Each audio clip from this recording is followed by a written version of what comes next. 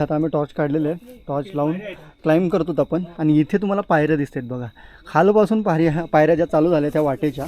इथे पण बघा, ही देखील पायरीच आहे बघा. ह्या बघा इथे दिसत असतील तुम्हाला, छान पायऱ्या आहेत त्या, भारी आहे. इथून पुढे सगळ्या पायऱ्याच आहेत ना, मस्त. इथून सगळ्या पायऱ्या आहेत आता इथून. आणि असं आता ते हेड टॉर्चच्या मदतीनं आम्ही वरती चढतो. पाठीमागं बघाल तुम्ही, सूर्य मावळतीला गेलेला आहे बघा.